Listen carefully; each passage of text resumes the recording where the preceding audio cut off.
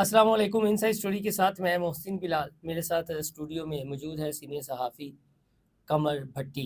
भट्टी साहब, जो नोटिफिकेशन निकाला गया, आज हम आपसे खरी खरी बातें सुनेंगे कि वो जो आप इशारा करते थे मोहसिन नकवी, मुफ्ती मुनीबुर रहमान साहब, हमने फिर दो भी लाख अलग से किए कि हमें लगता है कि -7 रिजवी, लेकिन वो जमात उसी तरह चलती रहेगी कुछ रहनुमा को फोर्स शेड्यूल में।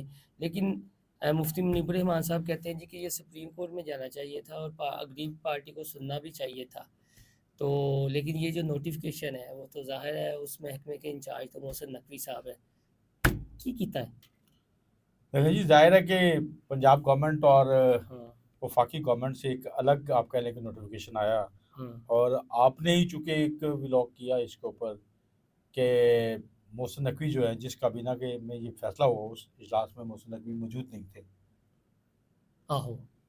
आपको याद होगा, याद याद। ठीक है ना? तो मोहसिन नकवी अगर इस सारे इकदाम से मुतफिक हम्म। होते तो उनको उस इजलास में भी होना नहीं, चाहिए था। मुतफिक तो कहते हैं थोड़ा ताकतवर नहीं लोग नहीं नहीं मुतफिक नहीं हैं, तो नहीं नहीं, मोहसिन नकवी साहब ने क्यों नहीं होना। बात यह है कि मोहसिन नकवी साहब किसी और चीज़ों में उलझे हुए हैं, कुछ और काम कर रहे हैं। अच्छा। जो हम बात कर रहे थे ना कि मुनीबुर रहमान से उनकी जो मुलाकात है, हम्म। लेकिन मोहसिन नकवी साहब के हवाले से ना एक खास तासर ना बाद लोग ये क्रिएट करने की कोशिश करते हैं। नेचुरली वो भी एक फिक्र को रिप्रेजेंट करते हैं, उनका भी एक अपना है। हम्म। अगरचे हुक्मरानों का या इस नौयत की शख्सियात ज़्यादा नहीं होती इस लेवल पे, लेकिन हम्म। वो एक नीचे जो इम्प्रेशन बनता है ना, वो हम्म। इम्प्रेशन फिर चलता है। ठीक। और उनके बारे में ये इम्प्रेशन डेवलप किया जा रहा था मुख्तलिफ लोगों की तरफ से कि शायद टीएलपी के सलाह खिलाफ जो सारी कार्रवाई ना, इसके पीछे मोहसिन नकवी है। और तो मैंने आपको कहा था कि इसके पीछे, मैंने ये तो नहीं कहा था कि मोहसिन नकवी है या नहीं है, लेकिन मैंने आपको असल बता दिया था कि इसके पीछे कौन हो सकता है, जो कौन डैमेज कर रहा था। वो आपके सामने मैंने पूरी स्टोरी खोल दी थी कि कैसे मुस्लिम लीग नून का वोट बैंक जो है वो टूटा, किस तरीके से वो सारी कैलकुलेशंस हुई, और किस तरीके से सारा। तो सिर्फ तो एक मोहसिन टुकड़ा। नकवी के बेचारे का तो कोई इसमें कोई इन्वॉल्वमेंट ही नहीं थी, ठीक है ना? और मोहसिन नकवी साहब कई हवालों से पीपल्स पार्टी के साथ भी इंगेज है। जरदारी साहब उनको अपना खास आप कह लें डिक्लेयर कर चुके हैं, और उनके लिए उनकी एक नरम गोशा भी है। तो आप समझ लें कि मोहसिन नकवी साहब जो उसमें शामिल नहीं थे वफाकी काबीना के इजलास में, जिसमें ये टीएलपी को पाबंदी का फैसला होना था। नेचुरली वन पॉइंट एजेंडा था, कुछ नहीं था उस इजलास काबीना के इजलास का। और उस इजलास में वजीर दाखिला का ना होना तो सवाल तो उठाता है ना, सब चीज़ें तो आती हैं ना कि वजीर दाखिला ही नहीं है इजलास में, जिसने करना है। तो फिर वो सामने आ गया ना कि फिर वजीर दाखिला ने जो नोटिफिकेशन जारी किया वो उसने अपने प्रोसीजर के मुताबिक जारी कर दिया है। अब ठीक है, ये करते रहेंगे। तो जो बात आप कर रहे हैं ना कि 7 रिजवी माइनस, मैं कई बार पहले भी आपको बताया कि जो लीडरशिप है ना, उसको माइनस नहीं किया जा बट सकता। साहब मैं तो ख्वाहिश होती है, हाँ। मोहतरमा बेनज़ीर भुट्टो को भी माइनस करने की ख्वाहिश हुई, नवाज शरीफ को भी माइनस करने की ख्वाहिश हुई। इसी तरीके से मैंने मजहबी जमातों की बात आपको पूरा बताया था कि किस तरीके से नवाज फ़िका जाफरिया के जो है उनको माइनस करने की बात हुई, उनके लिए सारा कुछ किया गया। लेकिन फिर वो साजिद नकवी साहब जो थे वो दोबारा आपको मुत्तहिदा मजलिस अमन में मरकज़ी की लीडर के तौर पे सामने नजर आए। सुप्रीम काउंसिल का हिस्सा थे, 6 रुकनी सुप्रीम काउंसिल का। बट साहब इसी सीधी थी। सीधी बात अच्छा, क्या। अब सीधी-सीधी बात ये है कि 7 रिजवी माइनस नहीं है हाँ। किसी तरीके से भी, ठीक है ना? क्योंकि वो एक बहरहाल हल्के को रिप्रेजेंट करते हैं।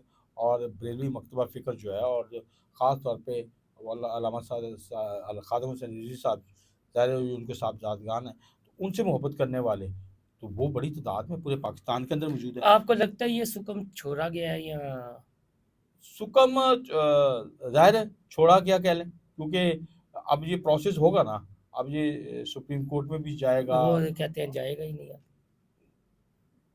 ये भी अब देखें ना कि पहले तो ट्रायल में चले जाएगा ना, लेकिन पहले ये तो है कि दहशतगर्दी इंसदाद। हुकूमत के पास इतने इख्तियारात हैं कि वो नहीं, हुकूमत जिसमें देखें, हुकूमत के पास इख्तियारात की जहाँ तक बात है, गवर्नमेंट ने, पंजाब गवर्नमेंट ने अपना एक किया है। फेडरल गवर्नमेंट में शहबाज शरीफ साहब बैठे तो उन्होंने भी सारा कुछ कर दिया। लेकिन जो नीचे रिजेंटमेंट है अवामी सतह पे, जो मुरीद के एक ऑपरेशन है, मतलब ठीक है, हुक्मरान शायद इसको नहीं भट्टी मान रहे, साहब लेकिन ਉਹਨਾਂ ਤੇ ਕਿਹਾ ਹੈ ਕਿ ਜਿਹੜਾ ਉਹਨਾਂ ਦੇ ਕੋਈ ਹੱਕ ਚ ਜਾਂ ਇੱਧਰ ਉੱਧਰ ਵੀ ਹੋਏ ਕਰੇਗਾ ਤੁਸੀਂ ਸਟੇਟਮੈਂਟਾਂ ਰੋਜ਼ ਨਹੀਂ ਵੇਖ ਰਹੇ। ਅਤਾਉल्ला तारड़ साहब की स्टेटमेंट भी साहब आ गई देखिए, है। बात ये है कि हाँ। स्टेटमेंटें तो फिर पलट भी तो जाती है ना, सारा कुछ होता है। अभी मैं, अब क्योंकि मैंने आपको बताया ना कि हम आम लोगों के साथ ट्रैवल करते हैं, तो रात भी मैं गुजरा उसी क्योंकि वो रूट में आ जाता है बाज़ औक़ात। तो मस्जिद रहमतुल्लाह आलमीन के पास है, तो जो जिस राइडर के साथ मैं जा रहा था, उसके जज्बात जो थे, ਐਵੇਂ ਫਰਾਣਾ ਪੈਣਾ नहीं मैं ਤੁਹਾਡਾ आपको बता मोबाइल रहा को हूँ चेक ना, करे मैं वो या जब मैं उस मस्जिद के पास से गुजरा, हमने तो कल ने किसी ने भी मीडिया ने ये रिपोर्ट नहीं किया कि मस्जिद अमीरुल आलमीन में नमाज जुमा पढ़ेगी कि नहीं पढ़ेगी, लेकिन जो अवामी सतह पे बातें हैं, जो निचली सतह पे बातें हैं, मैं वो बता रहा हूँ कि वो राइडर मुझे बता रहा है कि आज यहाँ पे मस्जिद अमीरुल आलमीन में नमाज जुमा अदा नहीं की गई। और की पता है राइडर नु की पता सी सर ये हाँ अब और ये पूरे आप कह लें इस तरह के जज्बात बहुत सारे लोगों को, और उसका कहना था कि जितने पुलिस के लोग यहाँ पे बैठे हैं, हाँ इनसे ये मस्जिद छुड़ाना या इन तरह की बाकी चीज़ों को छुड़ाना इन लोगों के लिए इशू ही नहीं है, मसला ही नहीं है।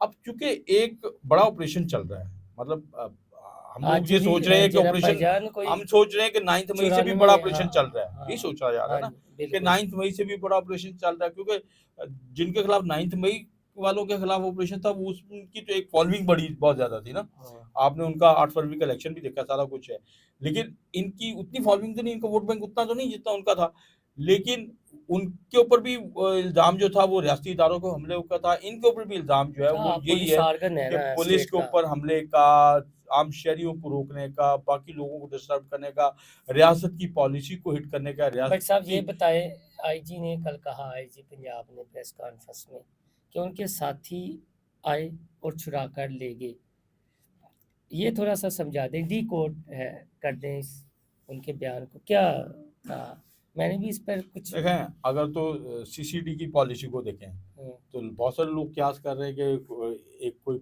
मुकाबला हो सकता है, कुछ हो सकता है, लेकिन ऐसा मुमकिन नहीं है, ऐसा होना नहीं है, ना हो सकता है, होगा तो फिर ये कंट्रोल नहीं कर सकेंगे इनके हाथ में। तो अब जाहिर है कि अज़मा बुखारी साहबा जो वज़ीर इत्तलाआत है वो कहती हैं कि हमें पता है, मुझे पता है, लेकिन मैं बताऊंगी नहीं। नहीं उन्हें तो जो पुलिस ने या सिक्योरिटी नहीं नाफिज करने नहीं, वाले बात इदारों ये ने है कि ब्रीफ किया ये बात वो गलत नहीं कह रही, हाँ जी ये बात उन्हें पता है, हाँ इसलिए पता है।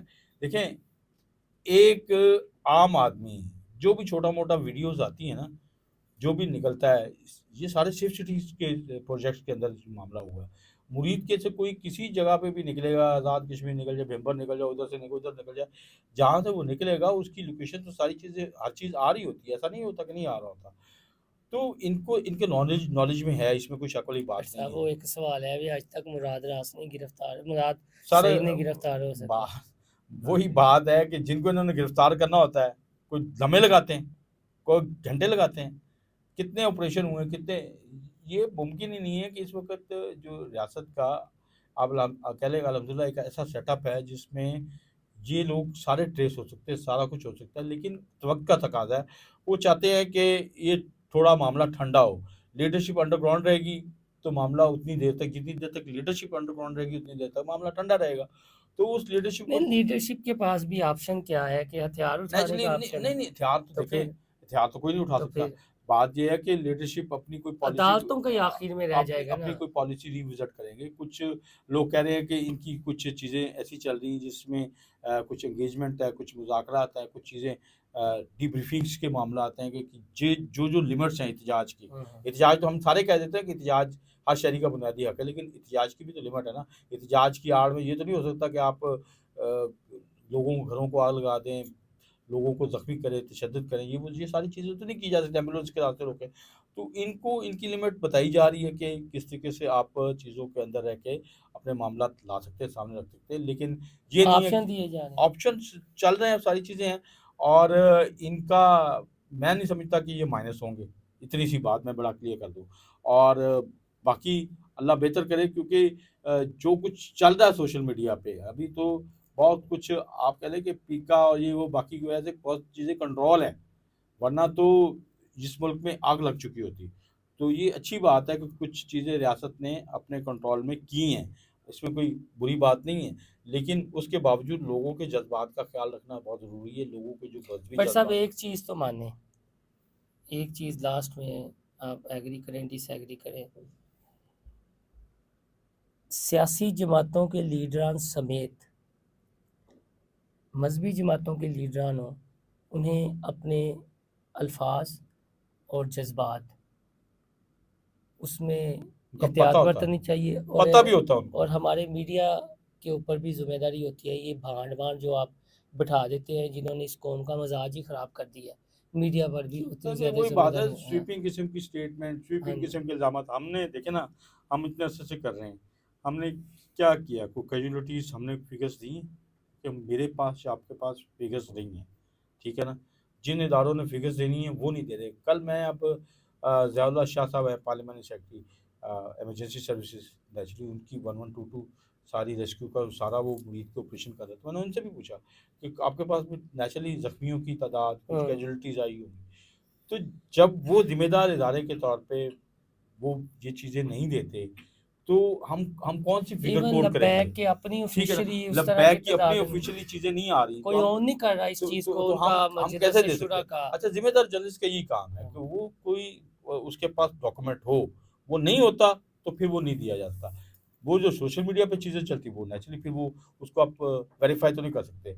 और अल्लाह करे कि जो चीज़ें सोशल मीडिया पे चल रही हैं वो ना हो जिस तरीके से ज़ियाउल्लाह शाह साहब कह रहे थे, तो चीज़ें आगे आने वाले दिनों में अच्छी हो जाएँगी। आगे आने वाले दिनों में यही जमात जो है ये इसके लिए अगर मुनीब रहमान साहब, इसके लिए अगर अनस वो क्या कहते हैं नूरानी साहब या अवैस अहमद अवैस अहमद नूरानी। नूरानी साहब या बाकी जो बरेलवी मकतबा फ़िक्र के लोग रास्ता निकालने की कोशिश कर रहे हैं, रास्ता निकलेगा। ये तो नहीं हो सकता कि मुल्क के सबसे बड़े तबका फ़िक्र को आप लाताल्लुक़ कर दें, ये तो मुमकिन नहीं है। नहीं, ला तलक देवानदे ने नहीं कर देते। नहीं, लाताल्लुक़ नहीं करते तो भाई देखिए पॉलिटिक्स जो है, जिस जमात का सबसे बड़ा वोट बैंक बना है, वो तो टीएलपी का बना है, हाँ, किसी और का तो नहीं बना। इसी मतलब जमीयत उलमा पाकिस्तान, मौलाना नूरानी साहब की ज़िंदगी में उनका इतना वोट बैंक नहीं था। कितने बड़े आलिम दीन थे। मुतहद्दा मजलिस अमल के सरबराह भी रहे, सारा कुछ हुआ। उनकी जमात का इतना वोट बैंक नहीं बना, तो इनका वोट बैंक बना है।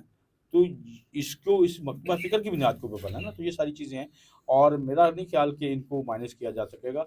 इसको लीड भी यही लोग करेंगे, उसमें मुफ्ती मुनीब चलिए हमारा जैसी अब्दुल रहने। एक सुप्रीम काउंसिल बन सकती हो सकता है इनकी, अच्छा, सुप्रीम काउंसिल, बन ये सकती है। एक अलग से मौजू है जी, भट्टी साहब ने छेड़ दिया है, तो इंशाल्लाह इस पर भी भट्टी साहब से बात कर लेंगे। मुझे फिर वो जनरल बाजवा का बयान याद आ गया कि वो चाहते हैं कि लब्बैक सियासी धारे में आए, तो अल्लाह करे।